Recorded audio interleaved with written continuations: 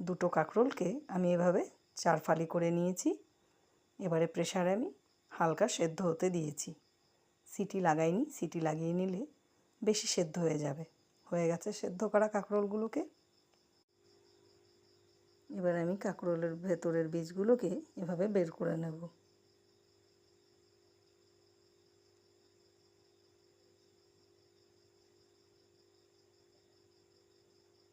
এভাবে আমি সবগুলোর বীজ বের করে নিয়েছি। বীজগুলোকে ফেলে দেব। কাঁকরোল পুর আমার একটা খুব পছন্দের খাবার। সরষে, কাঁচা লঙ্কা, রসুন ও নুন দিয়ে পেস্ট করে নিয়েছি।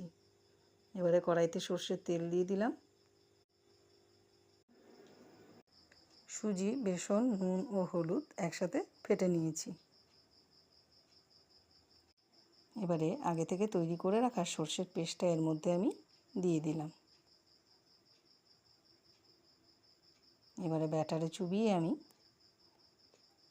ভেজে নেব।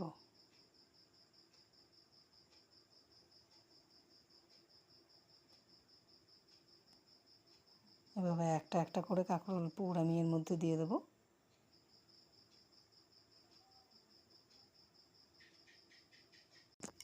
এপিঠ ভাজা হয়ে গেছে, পাল্টে নিচ্ছি। আপনাদের মধ্যে কারা কারা কাঁকরোল পুর খেতে ভালোবাসেন আমাকে অবশ্যই কমেন্টে জানাবেন। গরম গরম ভাতের সঙ্গে কাঁকরোল পুর খেতে দারুণ লাগে। রেডি আমাদের কাঁকরোল পুর।